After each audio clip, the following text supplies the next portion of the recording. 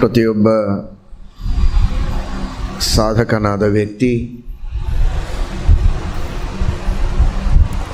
ತಾನು ಯಾರು, ತನ್ನ ಕರ್ತವ್ಯ ಏನು, ಯಾವ ರೀತಿ ಉನ್ನತಿಯನ್ನು ಪಡೆಯಬೇಕು, ಈಗ ಆಗಿರುವ ಅವನತಿಗೆ, ದುಃಖಗಳಿಗೆ, ಕ್ಲೇಶಗಳಿಗೆ ಕಾರಣವೇನು, ಇವುಗಳನ್ನು ಚಿಂತನೆ ಮಾಡಿ ಅವನತಿ ಆಗದಂತೆ ಉನ್ನತಿಯಾಗುವಂತೆ ಪ್ರಯತ್ನವನ್ನು ಮಾಡುವುದರಲ್ಲಿಯೇ ಬುದ್ಧಿವಂತಿಕೆ ಇದೆ. ಸಾಮಾನ್ಯವಾಗಿ ಪ್ರತಿಯೊಬ್ಬ ವ್ಯಕ್ತಿ ಚಿಂತನೆ ಮಾಡೋದು, ನಾನು ಹೇಗಿದ್ದೇನೋ ಹೀಗೆ ಇರಬೇಕು, ಆದರೆ ನನಗೆ ಸುಖವಾಗಬೇಕು ಅಂತ. ಈ ತರಹದ ಚಿಂತನದ ಪದ್ಧತಿ ಸರಿಯಾದದ್ದಲ್ಲ. ಕಷ್ಟಪಡಬೇಕು, ಸುಖವನ್ನು ಬಯಸಬೇಕು. ಬೇಡುವರೋ ಸುಖವ, ಬೇಡರೋ ಕಷ್ಟವ, ಮಾಡರೋ ಅದರ ಉಪಾಯವ. ದಾಸರು ಹಾಡಿದ ಮಾತು. ಸುಖ ಬೇಕು ಅಂತ ಎಲ್ಲರೂ ಬಯಸ್ತಾರೆ. ಸುಖಮೇವ ಸದಾ ಮೇ ಸ್ಯಾತ್ ದುಃಖಂ ಅನಾಗಪಿ ಮಾಭೂತ್. ಯಾವಾಗಲೂ ಸುಖ ಬೇಕು ಅಂತ. ಹಣ ಬಯಸುವವ ಉದ್ಯೋಗವನ್ನು ಮಾಡುವುದು ಹೇಗೆ ಅನಿವಾರ್ಯ, ಅಥವಾ ಕೃಷಿ ಮಾಡೋದು ಅನಿವಾರ್ಯ, ವ್ಯಾಪಾರ ಮಾಡೋದು, ಯಾವುದೋ ಒಂದು ರೀತಿಯಲ್ಲಿ ಪ್ರಯತ್ನ ಮಾಡಿದರೆ ಹಣ ಸಿಗತ್ತೆ. ಹಣ ಮಾತ್ರ ಬೇಕು, ಪ್ರಯತ್ನ ಏನು ಬೇಡ, ನಾನು ಯಾವ ಕೆಲಸವೂ ಮಾಡೋದಿಲ್ಲ ಅನ್ನುವುದು ಹೇಗೆ ಆಗದೇ ಇರೋ ಮಾತು, ದಡ್ಡತನದ ಮಾತು. ಹಾಗೆ ನಮಗೆ ಸುಖ ಬೇಕು. ಆ ಸುಖಕ್ಕೆ ಆಧ್ಯಾತ್ಮಿಕವಾದ ಯಾವುದೇ ಸಾಧನೆಯನ್ನು ನಾವು ಮಾಡೋದಿಲ್ಲ ಅಂದರೆ ಸುಖವನ್ನು ಪಡೆಯುವುದಕ್ಕೆ ಸಾಧ್ಯ ಇಲ್ಲ. ಇದೀಗ ನೀವು ಕೇಳಿದಂತೆ ಇವತ್ತು ವಿಶೇಷವಾಗಿ ನಾವು ಸಮಸ್ಯೆಗಳನ್ನು ಎದುರಿಸ್ತಾ ಇದ್ದೇವೆ. ಜೀವರಿಗೆ ಕಷ್ಟಗಳು ಮೊದಲಿನಿಂದಲೂ ಇವೆ, ಇಲ್ಲ ಅಂತಲ್ಲ. ಅದರಲ್ಲಿಯೂ ಈ ಕಲಿಯುಗದಲ್ಲಿ 21ನೇ ಈ ಶತಮಾನದಲ್ಲಿ ನಾವು ನೋಡ್ತಾ ಇರೋದು ನಾನಾ ರೀತಿಯ ಸಮಸ್ಯೆಗಳು. ಆ ಎಲ್ಲ ಸಮಸ್ಯೆಗಳ ಮೂಲ ಅದು ಹೊರಗೆ ಇಲ್ಲ, ನಮ್ಮ ಒಳಗೆ ಇದೆ. ಇದನ್ನು ನಾವು ಅತ್ಯಂತ ಸ್ಪಷ್ಟವಾಗಿ, ಸಂಕೋಚವಿಲ್ಲದಂತೆ ತಿಳಿಯಬೇಕು, 4 ಜನರಿಗೂ ತಿಳಿಸಬೇಕು. ನಾವೇನು ತಪ್ಪು ಮಾಡಿದ್ದೇವೆ?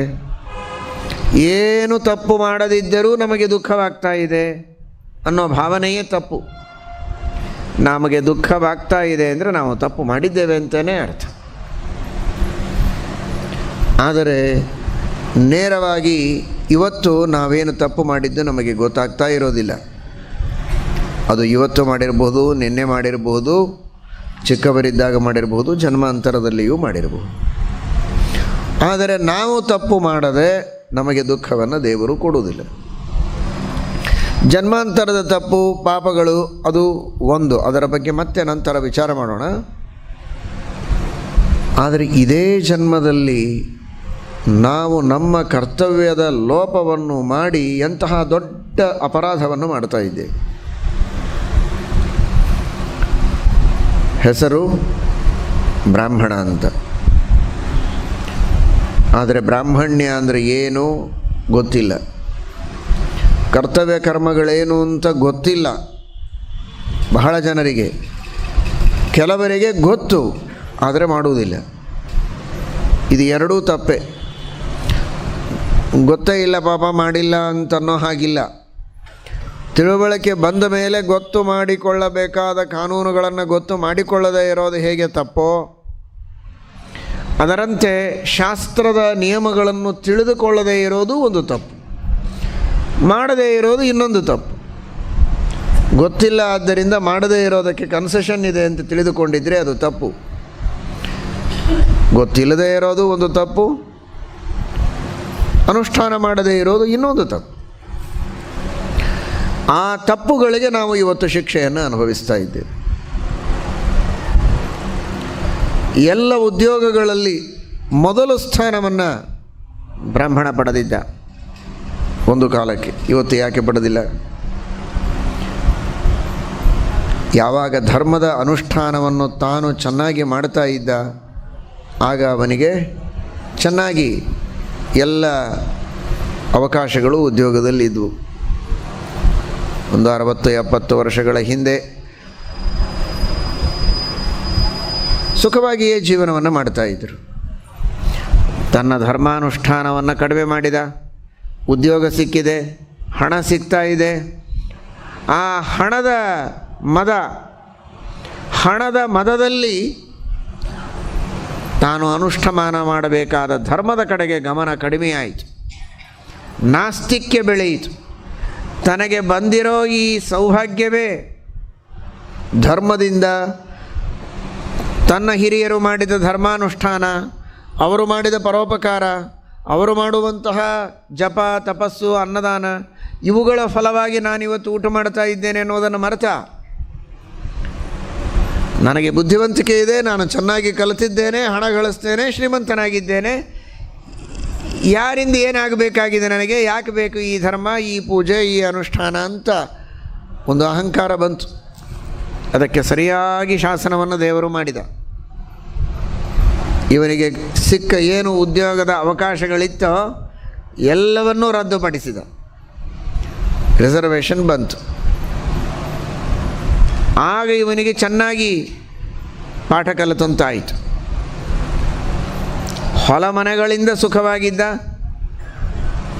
ಹೊಲ ಮನೆಗಳಿಂದ ಕಸಿದುಕೊಂಡ್ರು. ಸರಿ, ಉದ್ಯೋಗವನ್ನು ಮಾಡಿ ಸುಖವಾಗಿರೋಣ ಅಂತ ಶಹರಗಳಿಗೆ ಬಂದು ಹೊಲಗಳನ್ನು ಮರೆತ ಇನ್ನೊಂದು ದಾರಿ ಹುಡುಕಿಕೊಂಡ. ಅಲ್ಲಿ ರಿಸರ್ವೇಷನ್ ಬಂತು. ಈಗ ಸಾಫ್ಟ್ವೇರ್ ಯುಗ ಬಂತು. ರಿಸರ್ವೇಷನ್ನಿನ ಯಾವುದೇ ಸಮಸ್ಯೆ ಇಲ್ಲದಂತೆ ಆ ಸಾಫ್ಟ್ವೇರ್ನಿಂದ ಮೇಲೆ ಬಂದರು. ಬೇಕಾದಷ್ಟು ಶ್ರೀಮಂತಿಗೆ ಬಂತು. ಸ್ವಲ್ಪ ಅದು ಡೌನ್ ಆಗ್ತಾ ಇದೆ. ಈ ರೀತಿ ಆಗುವುದಕ್ಕೆ ಕಾರಣ ತಾನು ಮಾಡಬೇಕಾದ ಕರ್ತವ್ಯ ಕರ್ಮಗಳ ಅನುಷ್ಠಾನವನ್ನು ಚೆನ್ನಾಗಿ ಮಾಡದೇ ಇರು. ಆದರೆ ಒಂದು ಸಂತೋಷದ ಸಂಗತಿ, ಇವತ್ತು ಅನೇಕ ಜನ ಪುರುಷರು, ಮಹಿಳೆಯರು ಶ್ರದ್ಧೆಯಿಂದ ಧರ್ಮದ ಅನುಷ್ಠಾನವನ್ನು ಅಲ್ಲಲ್ಲಿ ಮತ್ತೆ ಚೆನ್ನಾಗಿ ಮಾಡ್ತಾ ಇದ್ದಾರೆ. ಶಾಸ್ತ್ರದ ಶ್ರವಣವನ್ನು ಮಾಡ್ತಾರೆ, ಕರ್ಮಗಳ ಅನುಷ್ಠಾನವನ್ನು ಯಥಾಶಕ್ತಿ ಮಾಡ್ತಾ ಇದ್ದಾರೆ, ಭಜನೆ ಮಾಡ್ತಾರೆ, ದೇವರ ಸ್ಮರಣೆ ಮಾಡ್ತಾರೆ. ಮತ್ತು ನಮ್ಮ ಸಮಾಜದ ಉನ್ನತಿಯ ದಾರಿ ಕಾಣ್ತಾ ಇದೆ. ಆದರೆ ಹಸಿವೆ ನನಗಾಗಿದೆ, ಸಮಯ ಇಲ್ಲ, ನೀವು ಊಟ ಮಾಡಿ ಎನ್ನುವುದು ಹೇಗೆ ದಡ್ಡತನ, ಅದು ಆಗದ ಮಾತು. ಅದರಂತೆ ಕಷ್ಟ ನನಗಿದೆ, ಧರ್ಮವನ್ನು ನೀವು ಮಾಡಿ ಅಂತ ಇನ್ನೊಬ್ಬರಿಗೆ ಹೇಳಿದರೆ ಆಗುವುದಲ್ಲ. ಯಾರು ಧರ್ಮದ ಅನುಷ್ಠಾನ ಮಾಡ್ತಾ ಇದ್ದಾರೆ ಅವರಿಗೆ ಉನ್ನತಿ ಆಗ್ತದೆ. ಉಚ್ಚೈರ್ ಗತಿರ್ ಜಗತಿ ಸಿದ್ಧ್ಯತಿ ಧರ್ಮತಶ್ಚೇತ್.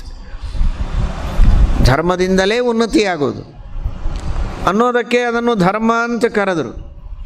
ಧಾರಕತ್ವಾದ್ ಧರ್ಮ. ಇಲ್ಲಿ ಬಂದ ಕುಳಿತ ವ್ಯಕ್ತಿಗಳು ಬ್ರಾಹ್ಮಣ ಸಮಾಜದ ವ್ಯಕ್ತಿಗಳು ಅನ್ನುವ ದೃಷ್ಟಿಯಲ್ಲಿ ಬ್ರಾಹ್ಮಣ್ಯವನ್ನು ಉಳಿಸಿಕೊಳ್ಳಬೇಕು ಅಂತ ನಾನು ಹೇಳಿದ್ದು. ಇದರರ್ಥ ಧರ್ಮ ಇದು ಬ್ರಾಹ್ಮಣರಿಗೆ ಮಾತ್ರ ಸೀಮಿತ ಅನ್ನೋದು ನನ್ನ ಅಭಿಪ್ರಾಯವಲ್ಲ. ಎಲ್ಲ ವರ್ಣದವರು, ಎಲ್ಲ ವರ್ಗದವರು, ಎಲ್ಲ ಮಾನವರು. ಪಶುಗಳಿಗೆ ಧರ್ಮ ಇಲ್ಲ, ಪಕ್ಷಿಗಳಿಗೊಂದು ಧರ್ಮ ಅಂತಿಲ್ಲ. ಆದರೆ ಮಾನವ ಅಂತನಿಸಿಕೊಂಡವ ಪ್ರತಿಯೊಬ್ಬ ವ್ಯಕ್ತಿ ಧರ್ಮವನ್ನು ಅನುಷ್ಠಾನ ಮಾಡಲೇಬೇಕು. ಮಾನವರಿಗೂ ಇದೆ, ಋಷಿಗಳಿಗೂ ಇದೆ, ಪಿತೃಗಳಿಗೂ ಇದೆ, ದೇವತೆಗಳಿಗೂ ಇದೆ, ಆ ವಿಷಯ ಬೇರೆ. ಆದರೆ ನಾವು ಇಲ್ಲಿದ್ದವರಲ್ಲ, ಮಾನವರು ಧರ್ಮದ ಅನುಷ್ಠಾನವನ್ನು ಮಾಡಿದರೇನೇ ಬದುಕುವುದಕ್ಕೆ ಸಾಧ್ಯ, ಸುಖವಾಗಿ ಬದುಕುವುದಕ್ಕೆ ಸಾಧ್ಯ. ಅವರವರಿಗೆ ಧರ್ಮಗಳು ಬೇರೆ ಬೇರೆ ಇದೆ. ಅವರವರದ್ದೇ ಕಾರ್ಯಗಳನ್ನು ಶ್ರದ್ಧೆಯಿಂದ, ಭಕ್ತಿಯಿಂದ ಮಾಡುವ ರೀತಿಯಲ್ಲಿ ಪ್ರಾಮಾಣಿಕತೆಯಿಂದ ಮಾಡಿ ದೇವರ ಸ್ಮರಣೆಯನ್ನು ಮಾಡಿದರೆ ಅದೇ ಧರ್ಮ. ರೈತ ತಾನು ಮಾಡುವ ಕೃಷಿಯನ್ನೇ ಪ್ರಾಮಾಣಿಕವಾಗಿ ಶ್ರದ್ಧೆಯಿಂದ ಮಾಡಿ ಈ ಒಂದು ಕಾರ್ಯ ಇದು ಸಮಾಜದ ಎಲ್ಲ ಜನರಿಗೆ ಉಪಕಾರಕವಾಗಲಿ, ನನ್ನ ಹೊಟ್ಟೆಯೂ ತುಂಬಲಿ, ಎಲ್ಲರ ಹೊಟ್ಟೆಯೂ ತುಂಬಲಿ, ಇದರಿಂದ ದೇವರು ಪ್ರೀತನಾಗಲಿ, ಅದೊಂದು ಅಂಶ ಬರಬೇಕು. ನಾನು ಬಿತ್ತುವುದು ಬೀಜವನ್ನು, ಆದರೆ ಮಳೆ ಕೊಟ್ಟು ನೆಲ ಕೊಟ್ಟು ಬೀಜದಲ್ಲಿ ಆ ಶಕ್ತಿಯನ್ನು ತುಂಬಿ ಅದು ಬೆಳೆಯುವಂತೆ ಮಾಡಿ ಫಲ ಬರುವಂತೆ ಮಾಡುವವನು ದೇವರಿದ್ದಾನೆ. ಆ ದೇವರ ಅನುಗ್ರಹದಿಂದ ಈ ಕಾರ್ಯ ಆಗ್ತದೆ, ನನ್ನ ಬದುಕು ಸಾಗತ್ತೆ. ಇದೊಂದು ಭಕ್ತಿ ಅನುಸಂಧಾನ ಅವನ ಮನಸ್ಸಿನಲ್ಲಿ ಬಂದರೆ ರೈತ ಮಾಡುವ ಕೃಷಿಯು ಒಂದು ದೊಡ್ಡ ದೇವರ ಪೂಜೆ.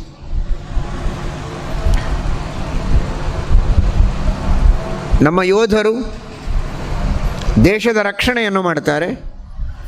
ಅದು ಕೂಡ ದೇಶದೊಳಗಿರುವ ಎಲ್ಲ ಸಜ್ಜನರ ರಕ್ಷಣೆಗೆ, ನಮ್ಮ ದೇಶದ ರಕ್ಷಣೆಗಾಗಿ ನಾವು ಮಾಡ್ತಾ ಇರುವ ಈ ಒಂದು ದೊಡ್ಡ ಕೆಲಸ ಇದೆಯಲ್ಲ, ಇದು ದೇವರು ನಮ್ಮಲ್ಲಿ ಶಕ್ತಿ ಕೊಟ್ಟು ಮಾಡಿಸ್ತಾ ಇದ್ದಾನೆ. ಇನ್ನೂ ಶಕ್ತಿಯನ್ನು ದೇವರು ಕೊಡಲಿ.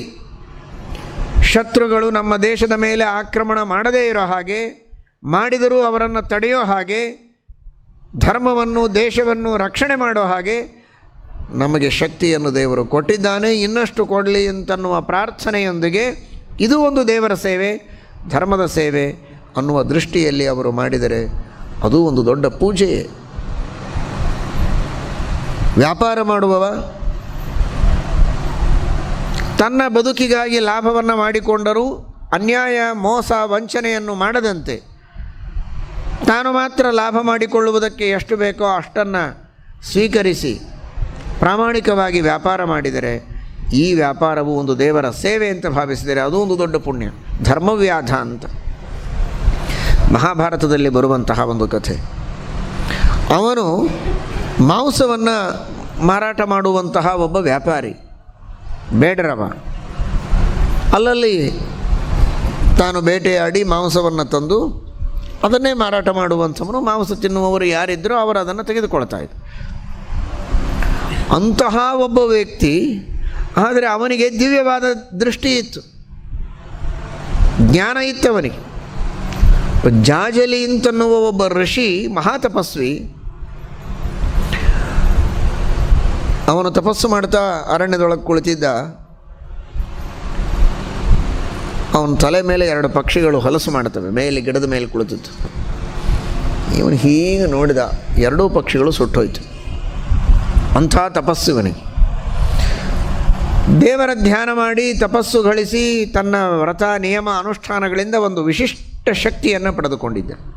ಆ ಯೋಗ ಸಾಮರ್ಥ್ಯದಿಂದ, ತಪಶ್ಶಕ್ತಿಯಿಂದ ಇವನ ಕ್ರೋಧಾಗ್ನಿಗೆ ಆ ಪಕ್ಷಿಗಳೇ ಸುಟ್ಟು ಹೋದವು. ಆಗನಿಸ್ತು, ಇನ್ನು ನಾನು ಮನೆಗೆ ಹೋಗ್ಲಿಕ್ಕೆ ಅಡ್ಡಿ ಇಲ್ಲ ಅಂತ. ನಾನು ಕಣ್ಣು ತೆಗೆದು ನೋಡಿದರೆ 2 ಪಕ್ಷಿಗಳು ಸುಟ್ಟು ಹೋಗ್ತವೆ ಅಂದರೆ ನನ್ನ ತಪಸ್ಸು ಪೂರ್ಣ ಆಗಿದೆ, ಇನ್ನು ನಾನು ಮನೆಗೆ ಹೋಗ್ಬೋದು ಅಂತ ಅಂದ್ಕೊಂಡ ಹೊರಟ. ಹಸಿವೆ ಆಯಿತು. ಆಗಿನ ಕಾಲದಲ್ಲಿ ಹಸಿವೆ ಆದರೆ ಹೋಟೆಲ್ಗಳಿಗೆ ಹೋಗೋ ಪದ್ಧತಿ ಇರಲಿಲ್ಲ. ಒಬ್ಬೊಬ್ಬರ ಮನೆಯಲ್ಲಿ ಆತಿಥ್ಯ ಅನ್ನೋ ಒಂದು ಕಾನ್ಸೆಪ್ಟ್ ಇತ್ತು. ಈಗೇನೋ ಶ್ರಾವಣ ಮಾಸ ಬಂದರೆ ಮಾತ್ರ ಇದೆ ಅಂತ ಅಂದ್ಕೊಂಡಿದ್ದಾರೆ ಕೆಲವರು. ಅದನ್ನು ಮಾಡೋದಿಲ್ಲ ಈಗ ಕೆಲವರು. ಎಲ್ಲರೂ ಬನ್ನಿ, ನಾವು ನೀವು ಕೂಡ ಮಠಕ್ಕೆ ಹೋಗೋಣ ಬನ್ನಿ ಅಂತ ಕರ್ಕೊಂಡು ಬಂದುಬಿಡ್ತಾರೆ. ಬ್ರಾಹ್ಮಣ, ಮುತ್ತೈದೆ ಎಲ್ಲರೂ ಸೇರಿ ಮಠಕ್ಕೆ ಬರ್ತಾರೆ. ಮಠಕ್ಕೆ ಬರೋದು ತಪ್ಪು ಅಂತ ನಾನು ಹೇಳ್ತಾ ಇಲ್ಲ. ದೇವರ ಗುರುಗಳ ವಿಶೇಷವಾದಂತಹ ಅನುಗ್ರಹವಾಗ್ತದೆ, ಬರಬಹುದು. ಆದರೆ ಮನೆಯಲ್ಲಿ ಆತಿಥ್ಯ ಮಾಡಬೇಕು ಅನ್ನೋದನ್ನು ಮರಿಬಾರದು. ಮನೆಗೆ ಅತಿಥಿಗಳನ್ನು ಕರೆದು ಅವರಿಗೆ ಆತಿಥ್ಯ ಮಾಡೋದು.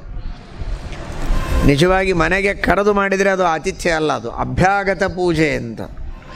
ನಾವು ಕರೆದಾಗ ಬರ್ತಾರಲ್ಲ ಅವರು ಅಭ್ಯಾಗತರು, ಹೇಳದೆ ಕೇಳದೆ ಬರ್ತಾರಲ್ಲ ಅವರು ಅತಿಥಿಗಳು. ತಿಥಿ ಇರೋದಿಲ್ಲ ಅವರಿಗೆ. ಇವತ್ತು ಬರ್ತಾರೆ, ಈಗ ಬರ್ತಾರೆ, ಇಷ್ಟೊತ್ತಿಗೆ ಬರ್ತಾರೆ. ಯಾರು ಬರುವುದಕ್ಕೆ ಪೂರ್ವ ಸೂಚನೆ ಇರೋದಿಲ್ಲ. ಗೊತ್ತು ಗುರಿ ಇಲ್ಲದಂತೆ ದಾರಿಯಲ್ಲಿ ಹೋಗ್ತಾ ಇರುವಾಗ ಸಜ್ಜನರು ಇವರು ಆತಿಥ್ಯ ಮಾಡ್ತಾರೆ ಅಂತ ಅನಿಸಿದರೆ ಒಳಗೆ ಬರ್ತಾರೆ ಅಷ್ಟೆ. ಬಂದವರಿಗೆ ಆತಿಥ್ಯ ಮಾಡೋದು ಆತಿಥ್ಯ. ಇನ್ನೂ ಒಂದು ಅರ್ಥನೂ ಇದೆ, ಅದನ್ನು ಸುಮ್ಮನೆ ತಿಳ್ಕೊಳ್ಳಿ. ಬಂದವರಿಗೆ ಬೈಯೋದಕ್ಕೆ ಅಂತ ಇಟ್ಕೋಬೇಡಿ. ಅತಿಥಿ ಅಂದರೆ ತಿಥಿ ಗೊತ್ತಿಲ್ಲದೆ ಬರೋವನು ಅಂತ ಒಂದು ಅರ್ಥ, ಇನ್ನೊಂದು ಭಾಳ ಊಟ ಮಾಡುವವನು ಅಂತ ಅರ್ಥ. ಮನೆಯಲ್ಲಿದ್ದರೆ ವಿಚಾರ ಮಾಡ್ತಾನೆ ಎಷ್ಟು ಖರ್ಚಾಗತ್ತೆ ಏನು ಅಂತ ನೋಡಿ ಸ್ವಲ್ಪ ಹಾಕ್ಸ್ಕೊಳ್ತಾನೆ. ಇನ್ನೊಬ್ಬರ ಮನೆಗೆ ಹೋದರೆ ಏನು ವಿಚಾರ ಮಾಡೋದಿಲ್ಲ, ಡಬರಿಗಟ್ಟಲೆ ಹಾಕ್ಸ್ಕೊಂಡು ತಿಂದುಬಿಡ್ತಾನೆ. ಅಂದರೆ ಅನ್ನ ಸಂಸ್ಕೃತದಲ್ಲಿ ಅತಿಥಿ, ಬಹಳಷ್ಟು ಅನ್ನ ಊಟ ಮಾಡುವವನು ಯಾರೋ ಅವನು ಅತಿಥಿ. ಅತ್ಯನ್ನಶ್ಚ ಅತಿಥಿ ಪ್ರೋಕ್ತಃ ಅಂತ ಶ್ರೀಮದಾಚಾರ್ಯರು ವ್ಯಾಖ್ಯಾನ ಮಾಡಿದ್ದಾರೆ. ಅದನ್ನು ದೇವರ ಪರವಾಗಿ ವ್ಯಾಖ್ಯಾನ ಮಾಡಿದ್ದು. ಹಂಸ ಶುಚಿಷತ್ ವಸುರಂತರಿಕ್ಷಸ ಹೋತ ವೇದಿಷದ್ ಅತಿಥಿ ದುರೋಣಸತ್. ಆ ಶಬ್ದಕ್ಕೆ ವ್ಯಾಖ್ಯಾನ ಮಾಡುವಾಗ ಅತ್ಯನ್ನಶ್ಚ ಅತಿಥಿ ಪ್ರೋಕ್ತಃ ಅಂತ. ಅದು ವ್ಯವಹಾರದೊಳಗೂ ಸ್ವಲ್ಪ ಮಟ್ಟಿಗೆ ಎಲ್ಲರೂ ಹಾಗೆ ಮಾಡ್ತಾರೆ ಅಂತಲ್ಲ, ಪಾಪ ನೀವೆಲ್ಲ ಸ್ವಲ್ಪ ಊಟ ಮಾಡಿದ್ದೀರಿ ಇವತ್ತು. ಸಾಮಾನ್ಯವಾಗಿ ಇನ್ನೊಬ್ಬರ ಮನೆಯಲ್ಲಿ ಜಾಸ್ತಿ ಊಟ ಮಾಡೋ ಪದ್ಧತಿ ಇರಲಿ, ಅದು ಬೇಕಿಲ್ಲ. ಈಗ ನಾನು ಹೇಳಬೇಕಾದದ್ದು ಆ ರೀತಿ ಅತಿಥಿಗಳು ಸಹಜವಾಗೇನೆ ಧೈರ್ಯದಿಂದ ಇನ್ನೊಬ್ಬರ ಮನೆಯಲ್ಲಿ ಆತಿಥ್ಯವನ್ನು ಸ್ವೀಕಾರ ಮಾಡೋದಕ್ಕೆ ಹೋಗ್ತಾ ಇದ್ದರು. ಅಷ್ಟೇ ಪ್ರೀತಿಯಿಂದ ಅವರಿಗೆ ಸ್ವಾಗತ ಇತ್ತು. ಇವನು ಹೋದ, ಭವತಿ ಭಿಕ್ಷಾಂ ದೇಹಿಯಿಂದ ಒಳಗಿದ್ದ ಮುತ್ತೈದೆ ಅವಳು ಬಂದು ಭಿಕ್ಷೆ ಹಾಕಬೇಕು ಅನ್ನೋದಕ್ಕೆ ಸಂಸ್ಕೃತದಲ್ಲಿ ಬೇಡೋ ಪದ್ಧತಿ ಭವತಿ ಭಿಕ್ಷಾಂ ದೇಹಿಯಿಂದ. ಅವಳು ನಾನು ಗಂಡನ ಸೇವೆ ಮಾಡಬೇಕು, ಗಂಡ ಇದೀಗ ಬಂದಿದ್ದಾನೆ ಬಿಸಿಲಿನಲ್ಲಿ, ಅವನ ಸೇವೆ, ಯಾಕಂದರೆ ನಾನು ಪತಿವ್ರತೆ, ನನ್ನ ಕೆಲಸ ಏನು? ಪತಿಯ ಸೇವೆ ಮಾಡೋದು. ಅತಿಥಿಗಳ ಸೇವೆ ಅವಶ್ಯ ಮಾಡಬೇಕು, ಆದರೆ ಮೊದಲು ಕರ್ತವ್ಯ ಪತಿಯ ಸೇವೆ. ಪತಿಯ ಸೇವೆ ಮಾಡಿ ಬಂದು ನಿನಗೆ ಭಿಕ್ಷೆ ಹಾಕ್ತೇನೆ, ಒಂದು 2 ನಿಮಿಷ ತಾಳು. ಇದೀಗ ಬಂದಿದ್ದಾನೆ, ಅವನಿಗೆ ಕಾಲಿಗೆ ನೀರು ಕೊಟ್ಟು ಕುಡಿಯೋದಕ್ಕೆ ನೀರು ಕೊಟ್ಟು ಒಂದು ಕಡೆಗೆ ಕೂಡಿಸಿ ಬರ್ತೇನೆ. ಇವನು ಹೀಗೆ ಕಣ್ಣು ತೆಗೆದ, ಅಂದರೆ ಆ ಪಕ್ಷಿಯನ್ನು ಸುಟ್ಟಾಗಿ ಇವಳನ್ನು ಸುಟ್ಟುಬಿಡಬೇಕು ಅಂತ. ಅವಳೇನು ಹೇಳಬೇಕು? ನೀನಲ್ಲಿ 2 ಪಕ್ಷಿ ಸುಟ್ಟು ಬಂದಿಯಲ್ಲ, ಹಾಗೇನು ಅಂದ್ಕೊಂಡಿದ್ದೀಯ ನನ್ನನ್ನು? ನಾನೇನು ಸುಟ್ಟು ಹೋಗೋದಿಲ್ಲ ಅಂದ್ಲವಳು. ಅದು ನಡೆದದ್ದು ಅರಣ್ಯದಲ್ಲಿ ಘಟನೆ. ಆಗಿನ ಕಾಲದಲ್ಲಿ ಯಾವ ಈ ವಾಟ್ಸಪ್ಪು ಮೊಬೈಲು ಯಾವ ನ್ಯೂಸು ಏನೂ ಇರುತ್ತಿರಲಿಲ್ಲ. ಇಲ್ಲಿ ಕುಳಿತಲ್ಲಿ ಅವಳು ಹೇಳ್ತಾಳೆ, ನಾನು ಆ ಪಕ್ಷಿ ಇದ್ದಾಗಲ್ಲ, ನಾನು ಪತಿವ್ರತ ಸ್ತ್ರೀ, ನನ್ನನ್ನು ಸುಡ್ಲಿಕ್ಕೆ ಆಗೋದಿಲ್ಲ, ಸುಮ್ಮನೆ ಕಣ್ಣು ನೋವಾದೀತು, ಕಣ್ಣು ಮುಚ್ಚು ಅವಳು, ದೊಡ್ಡ ಕಣ್ಣು ತೆಗಿಲಿಕ್ಕೆ ಹೋಗಬೇಡ ಅಂತ. ಇವನಿಗೆ ಆಶ್ಚರ್ಯ ಆಯಿತು. ಅವನಿಂದ ನಾನು ಫೇಲ್ ಆದೆ. ಹಾಗಾದರೆ ನಾನು ಎಷ್ಟೋ ವರ್ಷಗಳವರೆಗೆ ಕಷ್ಟಪಟ್ಟು ಅಲ್ಲಿ ತಪಸ್ಸು ಮಾಡಿದ್ದು ಒಂದು ಕಡೆ ಆಯಿತು. ಇವಳು ಮನೆಯಲ್ಲಿ ಕುಳಿತು ಹೆಣ್ಣು ಮಗಳು, ನಾನೇನು ಮಾಡಿದ್ದೆ ಅಂತ ಕುಳಿತಲ್ಲೇ ಹೇಳ್ತಾಳೆ ಅಂದರೆ ಇವಳ ತಪಸ್ಸು ನನಗಿಂತ ದೊಡ್ಡದಾಯ್ತಲ್ಲ, ಏನು ಮಾಡಿದ್ದೆ ನೀನು ಅಂದ್ಲು ಅಂತ ಕೇಳ್ತಾನೆ ಇವನು. ನಾನೇನು ಮಾಡಿಲ್ಲ, ಇದೇ ಈಗ ಮಾಡ್ತಾ ಇದ್ದೇನಲ್ಲ, ಭಕ್ತಿಯಿಂದ ಪತಿಯ ಸೇವೆಯನ್ನು ಮಾಡ್ತಾ ಇದ್ದೇನೆ. ಪತಿಯ ಸೇವೆ ನಾನು ಕೈ ಅಥವಾ ಅವನು ನನ್ನ ಕೈ ಹಿಡಿದ ಗಂಡ, ನಾನು ಹೆಂಡತಿ ಮಾಡಬೇಕು. ಒಂದು ಮನೆಯಲ್ಲಿದ್ದ ಮೇಲೆ ಬಿಟ್ಟದ್ದಲ್ಲ ನನ್ನ ಕರ್ಮ ಅಂತ ತಿಳ್ಕೊಂಡು ಮಾಡ್ತಾ ಇಲ್ಲ. ನಾನು ಪತಿಯಲ್ಲಿ ದೇವರಿದ್ದಾನೆ, ಸಾಕ್ಷಾತ್ ನಾರಾಯಣನ ಸನ್ನಿಧಾನ ಪತಿಯಲ್ಲಿದೆ, ನನ್ನಲ್ಲಿ ಲಕ್ಷ್ಮೀದೇವಿಯ ಸನ್ನಿಧಾನ ಇದೆ, ನನ್ನೊಳಗಿದ್ದು ಲಕ್ಷ್ಮೀ ಸೇವೆ ಮಾಡಿಸ್ತಾಳೆ, ಅವನೊಳಗಿದ್ದು ನಾರಾಯಣ ಸೇವೆಯನ್ನು ತೆಗೆದುಕೊಳ್ತಾ ಇದ್ದಾನೆ. ಈ ಅನುಸಂಧಾನದಿಂದ ಮಾಡುವ ಕರ್ತವ್ಯವನ್ನು, ಪತಿಯ ಸೇವೆ, ಅತ್ತೆ ಮಾವಂದಿರ ಸೇವೆಯನ್ನು ಚೆನ್ನಾಗಿ ಮಾಡ್ತೇನೆ. ಗೃಹಕೃತ್ಯವನ್ನು ಬೇಸರ ಇಲ್ಲದೆ ಮಾಡ್ತೇನೆ. ಮಕ್ಕಳಿಗೆ ಚೆನ್ನಾಗಿ ಪೋಷಣೆ ಮಾಡ್ತೇನೆ. ಮಕ್ಕಳಿಗೆ ಹೊಟ್ಟೆ ಬಟ್ಟೆ ಕೊಡುವುದು ಮಾತ್ರ ಅಲ್ಲ, ತಲೆಗೆ ಚೆನ್ನಾಗಿ ವಿದ್ಯೆ, ಧರ್ಮದ ತಿಳುವಳಿಕೆ, ಕರ್ತವ್ಯ ಕರ್ಮಗಳ ಪ್ರಜ್ಞೆ ಅವರಲ್ಲಿ ಮೂಡುವಂತೆ ನಾನು ಕಾಳಜಿ ಮಾಡ್ತೇನೆ. ಇದೇ ನಾನು ಮಾಡೋ ತಪಸ್ಸಪ್ಪ. ನಾನೇನು ಬೇರೆ ತಪಸ್ಸು ಮಾಡೋದಿಲ್ಲ, ಬೇರೆ ಯಾವ ವ್ರತ ನಿಯಮ ನನಗೆ ಗೊತ್ತಿಲ್ಲ. ನಾನು ಮಾಡ್ತಾ ಇರೋ ವ್ರತ ಇದೆ, ನನ್ನ ತಪಸ್ಸಿದೆ, ನನ್ನ ಸಾಧನೆ ಇದೆ. ಇದನ್ನೇ ನಾನು ಅಚ್ಚುಕಟ್ಟಾಗಿ ಮಾಡಿದ್ದಕ್ಕೆ ನನ್ನ ತಪಸ್ಸು ಬೆಳೆದಿದೆ. ಯಾರೆಲ್ಲ ಏನು ಮಾಡ್ತಾರೆ ಅಂತ ನಾನು ಕೂತಲ್ಲೇ ಹೇಳಬಹುದು. ಆ ಯೋಗ್ಯತೆಯನ್ನು ದೇವರು ನನಗೆ ಕೊಟ್ಟಿದ್ದಾನೆ. ಆದ್ದರಿಂದ ಇದರರ್ಥ ನಿನ್ಗಿಂತ ನಾನು ದೊಡ್ಡವಳು ಅಂತೂ ಹೇಳ್ಕೊಳ್ತಾ ಇಲ್ಲ. ನೀನು ತಪಸ್ವಿ, ಜ್ಞಾನಿ, ಒಬ್ಬ ಋಷಿ. ಆದರೆ ಅಹಂಕಾರ ತಪ್ಪು. ಆ ಅಹಂಕಾರದಿಂದ ನೀನು ಸೋತೀಗ. ಆ ಅಹಂಕಾರವನ್ನು ತೊರೆದು ಜ್ಞಾನವನ್ನು ಪಡೆಯಬೇಕೆಂಬ ಉದ್ದೇಶದಿಂದ ಅತ್ಯಂತ ನಿರಹಂಕಾರಿಯಾಗಿ ನೀನು ಜ್ಞಾನವನ್ನು ಪಡೆದು ಧರ್ಮದ ಅನುಷ್ಠಾನ ಮಾಡು. ಇನ್ನೂ ಚೆನ್ನಾಗಿ ಸಿದ್ಧಿಯನ್ನು ಅವಶ್ಯ ಪಡೆದುಕೊಳ್ತೀಯ, ನಿನಗೆ ಒಳ್ಳೆಯ ಅಭಿವೃದ್ಧಿಯಾಗತ್ತೆ ಅಂತ ಅವಳು ಹೇಳಿ ಕಳಿಸ್ತಾಳೆ. ಅಂದರೆ ಅರ್ಥ ಮಾಡಿಕೊಳ್ಳಿ, ನಾನು ಅದನ್ನೇ ಹೇಳಿದೆ. ಇದೀಗ ಅವರವರು ಮಾಡಬೇಕಾದದ್ದನ್ನೇ ಶ್ರದ್ಧೆಯಿಂದ ಮಾಡಿ ದೇವರಲ್ಲಿ ಸಮರ್ಪಣೆ ಮಾಡಿದರೆ ಭಗವಂತ ಅವರಿಗೆ ಅನುಗ್ರಹವನ್ನು ಮಾಡ್ತಾನೆ. ಅದೇ ತಪಸ್ಸು, ಅದೇ ಸಾಧನೆ. ಅವನು ಯಾವ ಜಾತಿಯವನೂ ಆಗಿರಬಹುದು, ಯಾವ ಲಿಂಗವೂ ಆಗಿರಬಹುದು, ಯಾವ ವರ್ಗದವನೂ ಆಗಿರಬಹುದು, ತನ್ನ ಧರ್ಮವನ್ನು ತಾನು ಚೆನ್ನಾಗಿ ಪರಿಪಾಲನೆ ಮಾಡಬೇಕು, ದೇವರ ಸ್ಮರಣೆಯನ್ನು ಮಾಡಬೇಕು. ನಾವು ಬ್ರಾಹ್ಮಣರಾದದ್ದಕ್ಕೆ ನಮ್ಮ ಕರ್ತವ್ಯವನ್ನು ನಾವು ತಿಳಿಯಬೇಕು ಅಷ್ಟೇ ಹೊರತು ಧರ್ಮ ಇದು ಎಲ್ಲ ವರ್ಗದವರಿಗೂ ಎಲ್ಲ ಜಾತಿಯವರಿಗೂ ಉಂಟು. ಮುಂದೆ ಅವಳು ಹೇಳಿದ್ದು, ಹಾಗಾದರೆ ನೀನೇ ಉಪದೇಶ ಮಾಡು ಅಂದ ಇವನು ಋಷಿ. ಉಪದೇಶ ಮಾಡಲಿಲ್ಲ ಅವಳು ಇವನ ಅಡ್ರೆಸ್ ಕೊಟ್ಟು ಕಳಿಸ್ತಾಳೆ. ಧರ್ಮವ್ಯಾಸ ಒಬ್ಬ ಬೇಡ್ರವನಿದ್ದಾನೆ, ಅವನ ಹತ್ರ ಹೋಗು, ಅವನು ನಿನಗೆ ಹೆಚ್ಚಿನ ವಿಷಯಗಳನ್ನೆಲ್ಲ ತಿಳಿಸ್ತಾನೆ ಅಂತ. ಅವನ ಅಡ್ರೆಸ್ ಹುಡ್ಕೊಂಡು ಇವನು ಬರ್ತಾನೆ. ಅವನ ಹತ್ರ ಬಂದರೆ ಈ ಹೆಣ್ಮಗಳ ಹೆಸರು ಹೇಳಿ, ಆ ಪಕ್ಷಿ ಸುಟ್ಟದ್ದನ್ನು ಗುರುತು ಹೇಳಿ, ನಿನ್ನನ್ನು ನನ್ನ ಹತ್ರ ಆ ಹೆಣ್ಮಗಳು ಕೊಟ್ಟು ಕಳಿಸಿದ್ಲಲ್ಲ, ಬಾ ಬಂದು ಕುಳಿತು ಅಂತ ಅವನು ಹೇಳಿಬಿಟ್ಟ. ಇವನಿಗೆ ಇನ್ನೂ ಮತ್ತು ಹಾರ್ಟ್ ಫೇಲ್ ಆದಾಗಾಯ್ತು. ಇವನು ಎಷ್ಟೋ 1000 ಮೈಲಿ ದೂರದಲ್ಲಿದ್ದಾನೆ, ಅವಳು ಹೇಳಿದ ಮಾತು ಇವನಿಗೆ ಹೇಗೆ ಗೊತ್ತಾಯಿತು ಅಂತ. ಆಗಿನ ಕಾಲದಲ್ಲಿ ಹಾಗಾದರೆ ಅವನಂದ ಧರ್ಮದ ರಹಸ್ಯವೇ ಬೇರೆ ಇದೆ, ಧರ್ಮವನ್ನು ಹೇಗೆ ಮಾಡಬೇಕು ಅನ್ನೋದೇ ನಮಗಿನ್ನೂ ಅರ್ಥವಾಗಿಲ್ಲ ಅಂತ. ಅವನೆಲ್ಲ ಧರ್ಮದ ಉಪದೇಶವನ್ನು ಮಾಡ್ತಾನೆ. ಮಹಾಭಾರತದಲ್ಲಿ ಬಹಳ ವಿಸ್ತೃತವಾಗಿ ಈ ಕಥೆ ನಮಗೆ ನೋಡಲಿಕ್ಕೆ ಸಿಗತ್ತೆ.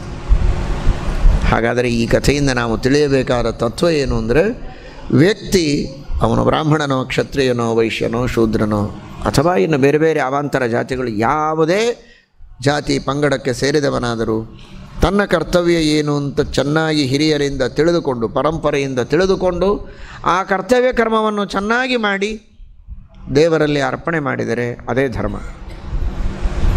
ಹಾಗಾದರೆ ನಾವು ಏನು ಮಾಡಬೇಕು ಅಂತ ನಾವು ತಿಳಿಯಬೇಕಾದದ್ದು, ಬ್ರಾಹ್ಮಣ್ಯವನ್ನು ನಾವು ಉಳಿಸಿಕೊಳ್ಳಬೇಕು. ನಮಗೆ ವಿಹಿತವಾದ ಕರ್ಮಗಳನ್ನು ನಾವು ಚೆನ್ನಾಗಿ ಮಾಡಬೇಕು. ಅದನ್ನು ಮಾಡಿದರೆ ಲಾಭ, ಮಾಡದಿದ್ದರೆ ಏನು ತೊಂದರೆ ಇಲ್ಲ ಅನ್ನೋ ಹಾಗಿಲ್ಲ, ಮಾಡದೇ ಇದ್ದರೆ ಹಾನಿಯೂ ಇದೆ. ಅದೇ ಹಾನಿ. ಈಗೇನು ಒಂದು ಹೊಡೆತದ ಮೇಲೆ ಹೊಡೆತ, ಆಘಾತದ ಮೇಲೆ ಆಘಾತ, ಅವನತಿ, ಎಷ್ಟು ರೀತಿಯ ಸಮಸ್ಯೆಗಳನ್ನು ನಾವು ಎದುರಿಸ್ತಾ ಇದ್ದೇವೆ ಅಂತ ಹೇಳೋ ಕಾರಣ ಇಲ್ಲ ಸಭೆಯಲ್ಲಿ. ಆರ್ಥಿಕ ಸಮಸ್ಯೆಗಳಿವೆ, ಕೌಟುಂಬಿಕ ಸಮಸ್ಯೆಗಳಿವೆ, ಇವತ್ತು ಮದುವೆ ನಾಳೆ ವಿಚ್ಛೇದ, ಎಷ್ಟು ಕಡೆಗೆ ನಡೀತಾ ಇದೆ. ಎಂತಹ ಶೋಚನೀಯ ಸಂಗತಿ. ಯಾವ ವ್ಯಕ್ತಿ ಎಲ್ಲರಿಗೆ ಮಾರ್ಗದರ್ಶನ ಮಾಡಬೇಕೋ, ಮಾರ್ಗದರ್ಶನ ಮಾಡಬೇಕಾದ ವ್ಯಕ್ತಿ ಮಾರ್ಗಕ್ಕೆ ಬಂದು ನಿಂತಿದ್ದಾನೆ, ಬೀದಿಗೆ ಬಂದು ನಿಂತಿದ್ದಾನೆ, ತನ್ನ ಕರ್ತವ್ಯವನ್ನು ಬಿಟ್ಟದ್ದಕ್ಕೆ.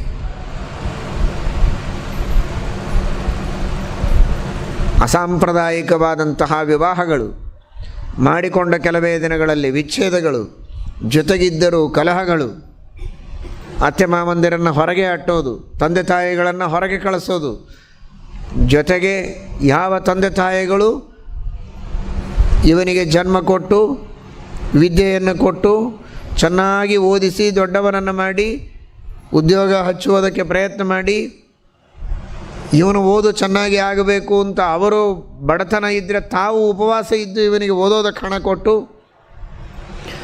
ಧಾರ್ಮಿಕರಾಗಿದ್ದರೆ ಇವನಿಗೋಸ್ಕರ ಅಂತ ಗುರುಗಳಿಗೆ ದೇವರಿಗೆ ಸೇವೆ ಮಾಡಿ ಹರಕೆ ಹೊತ್ತು ಏನೇನು ಮಾಡಿರ್ತಾರೆ. ಅಷ್ಟೆಲ್ಲ ಮಾಡಿದ ತಂದೆ ತಾಯಿಗಳನ್ನು ಕೇವಲ ಹೆಂಡತಿಯ ಮಾತನ್ನು ಕೇಳಿಕೊಂಡು ಅವರಿದ್ದರೆ ನಾನು ಮನೆಗೆ ಬರೋದಿಲ್ಲ ಅಂತ ಹೇಳಿದ್ದಕ್ಕೆ ಹೊರಗೆ ಹಾಕೋ ಪ್ರಸಂಗಗಳು ಎಷ್ಟು ಮನೆಗಳಲ್ಲಿ ನಡೀತಾ ಇಲ್ಲ. 1000ಕ್ಕೆ 1 ಕಥೆ ಕೆಲವು ದಶಕಗಳ ಹಿಂದೆ ನಾವು ಕೇಳ್ತಾ ಇದ್ದರೆ 10ಕ್ಕೆ 1 ಇಂತಹ ಕಥೆಗಳು ನಡೀತಾ ಇವೆ. ಅಷ್ಟು ಅವನತಿಯಾಗ್ತಾ ಇದೆ. ಎಲ್ಲದಕ್ಕೆ ಕಾರಣ ನಮ್ಮಲ್ಲಿ ಸರಿಯಾದ ತಿಳುವಳಿಕೆ ಇಲ್ಲ. ಗಾಯತ್ರಿಯ ಜಪವನ್ನು ಚೆನ್ನಾಗಿ ಮಾಡಿ ಎಲ್ಲ ಪುರುಷರು ಉಪನಯನ ಮಾಡಿಕೊಂಡ ಸಕಾಲಕ್ಕೆ ಉಪನಯನ ಮಾಡಿಕೊಳ್ಬೇಕು.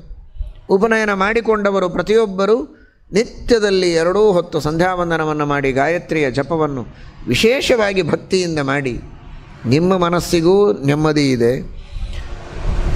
ನೀವು ಜಪ ಮಾಡಿದರೂ ಹೆಣ್ಣುಮಕ್ಕಳಿಗೂ ಅದರಿಂದ ಮಾನಸಿಕ ನೆಮ್ಮದಿಯನ್ನು ದೇವರು ಕೊಡ್ತಾನೆ. ಧಿಯೋ ಯೋ ನಃ ಪ್ರಚೋದಯಾತ್, ನನಗೆ ಅಲ್ಲ ನಮಗೆ, ನಮ್ಮೆಲ್ಲರಿಗೂ ಸದ್ಬುದ್ಧಿಯನ್ನು ಕೊಡಲಿ ಎನ್ನುವ ಪ್ರಾರ್ಥನೆ ಇದೆ. ಈಗಾಗಲೇ ದೇವರು ಬುದ್ಧಿಯನ್ನು ಕೊಟ್ಟದ್ದರ ಉಪಕಾರ ಸ್ಮರಣೆಯನ್ನು ಮಾಡಿ ಸದ್ಬುದ್ಧಿಯನ್ನು ದಯಪಾಲಿಸಲಿ ಅಂತ ಪ್ರಾರ್ಥನೆಯನ್ನು ಮಾಡಿ ನಿಮಗೂ ನಿಮ್ಮವರಿಗೂ ಎಲ್ಲರಿಗೂ ಸದ್ಬುದ್ಧಿಯನ್ನು ಭಗವಂತ ಕರುಣಿಸ್ತಾನೆ. ಇರೋದೇ ಮೂಲ ಅಲ್ಲಿ. ಬುದ್ಧಿಯಲ್ಲಿ ದೋಷ ಇದ್ದದ್ದಕ್ಕೇನೆ ನಮ್ಮ ಕೃತಿಯಲ್ಲಿ ದೋಷ ಇದೆ. ಎಲ್ಲರ ಬುದ್ಧಿ ಧಾರ್ಮಿಕ ಬುದ್ಧಿ ಆದರೆ, ಎಲ್ಲರ ಬುದ್ಧಿ ದೇವರಲ್ಲಿ ಶ್ರದ್ಧೆಯನ್ನು ಮಾಡುವ ಬುದ್ಧಿ ಆದರೆ ಈ ಸಮಸ್ಯೆಗಳೇ ಬರೋದಿಲ್ಲ. ಏನೇನು ಕೊಡಬೇಕು ದೇವರು ನಮಗೆ? ಬುದ್ಧಿ, ದೇವರಲ್ಲಿ ಭಕ್ತಿ ಬೇಕು, ಶ್ರದ್ಧೆ ಬೇಕು, ಧರ್ಮದಲ್ಲಿ ಶ್ರದ್ಧೆ ಬೇಕು, ತಂದೆ ತಾಯಿಗಳಲ್ಲಿ, ಅತ್ತೆ ಮಾವಂದಿರಲ್ಲಿ ಹಿರಿಯರ ಬಗ್ಗೆ ಆದರ ಗೌರವ, ಆ ಬುದ್ಧಿ ಇರಬೇಕು. ಸಹನಶೀಲತೆಯ ಬುದ್ಧಿ ಬೇಕು. ವಿಚ್ಛೇದಗಳಿಗೆ ಕಾರಣವೇ ಸಹನಶೀಲತೆ ಇಲ್ಲದೇ ಇರೋದು. ಯಾವಾಗಲೂ ನನ್ನ ಮನಸ್ಸಿಗೆ ಬಂದ ಹಾಗೆ ಆಗಬೇಕು ಅನ್ನೋದು ತಪ್ಪು. ನನ್ನಂತೆ ಇನ್ನೊಬ್ಬರು ಇದ್ದಾರೆ, ಅವರ ಮನಸ್ಸಿನ ತಕ್ಕ ಹಾಗೆ ನಾವು ನಡೆಯಬೇಕು. ಕೆಲವೊಮ್ಮೆ ನಮ್ಮ ಮನಸ್ಸಿನ ತಕ್ಕ ಹಾಗೆ ಅವರು ನಡೀತಾರೆ. ಪರಸ್ಪರ ಅರ್ಥ ಮಾಡಿಕೊಂಡು ಹೋಗಬೇಕು. ಈ ತಿಳುವಳಿಕೆ, ಈ ಸಹನಶೀಲತೆ ಇದೇ ಇಲ್ಲ. ಎಲ್ಲವೂ ದೇವರ ಇಚ್ಛೆಯಂತೆ ಆಗ್ತದೆ. ಹರಿಚಿತ್ತ ಸತ್ಯ ಹರಿಚಿತ್ತ ನರಚಿತ್ತಕ್ಕೆ ಬಂದದ್ದು ಲವಲೇಶ ನಡೆಯದು. ನಾನು ಬಹಳ ಸ್ವತಂತ್ರ ಅಂತನ್ನೋ ಅಹಂಕಾರದಿಂದ ನನ್ನ ಮನಸ್ಸಿಗೆ ಬಂದದ್ದೇ ಆಗಬೇಕು ಅನ್ನೋದನ್ನು ನಾನು ಕೈ ಬಿಟ್ಟರೆ ಮನೆಯಲ್ಲಿ ಜಗಳ ಆಗೋದೇ ಇಲ್ಲ. ಆಗಲಿ. ಬಾಢಮಿತ್ಯನುಮನ್ಯೇತ ಶಾಸ್ತ್ರ ಹೇಳುತ್ತದೆ.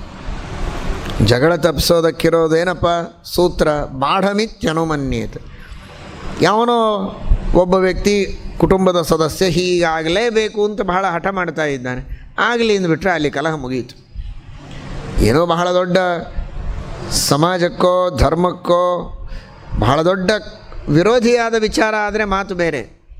ನನ್ನ ವಿಚಾರಕ್ಕೆ ಸ್ವಲ್ಪ ವಿರುದ್ಧ, ನಾನೊಂದು ಹೇಳಿದರೆ ಅವನು ಇನ್ನೊಂದು ಹೇಳಿದ. ನಾನು ಇವತ್ತು ಅಂದರೆ ಅವನು ನಾಳೆ ಅಂದ, ನಾನು 10 ಅಂದರೆ ಅವನು 100 ಅಂದ. ಆಯಿತು ಅಂದರೆ ಮುಗಿದೋಯ್ತು, ಅಲ್ಲಿಗೆ ಕಲಹ ಶಾಂತ. ನೀನು ಹೇಳಿದ್ದೇ ಯಾಕಾಗಬೇಕು, ನಾನು ಹೇಳಿದ್ದೇ ಯಾಕಾಗಬಾರ್ದು? ಬೇಡ. ಬಾಢಮಿತ್ಯನುಮನ್ಯೇತ. ಇದಕ್ಕೇನು ಬೇಕು? ಸ್ವಲ್ಪ ಸಹನಶೀಲತೆ ಬೇಕು, ಹೊಂದಿಕೊಳ್ಳುವ ಪ್ರವೃತ್ತಿ ಬೇಕು. ದೇವರು ಅದನ್ನು ಕೊಡಬೇಕು. ಭಗವಂತ ಇದನ್ನು ಕೊಟ್ಟಿದ್ದ ನಮ್ಮ ಹಿರಿಯರಿಗೆ, ಆದರೆ ಇವತ್ತಿನ ಜನರೇಷನ್ ಒಳಗೆ ಅದಿಲ್ಲ. ಹಾಗಾದರೆ ಅಂತಹ ಬುದ್ಧಿಯನ್ನು ದೇವರು ದಯಪಾಲಿಸಲಿ. ಅದನ್ನು ಗಾಯತ್ರಿಯಲ್ಲಿ ಪ್ರಾರ್ಥನೆ ಮಾಡಿ.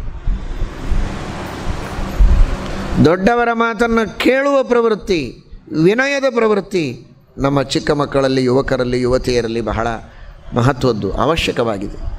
ಅದರ ಲೋಪ. ಇದರಲ್ಲಿ ಇಬ್ಬರ ತಪ್ಪು ಇದೆ, ಹಿರಿಯರ ತಪ್ಪು, ಕಿರಿಯರ ತಪ್ಪು. ಹಿರಿಯರು ತಮ್ಮ ಮಕ್ಕಳಿಗೆ ಬೋಧನೆ ಮಾಡೋದೇ ಬಿಟ್ಟುಬಿಟ್ಟಿದ್ದಾರೆ. ತಾವೂ ಅವರ ಜೊತೆಗೆ ಸೇರಿಕೊಂಡು ಟಿ ವಿ ನೋಡ್ತಾರೆ, ಹರಟೆ ಹೊಡಿತಾರೆ.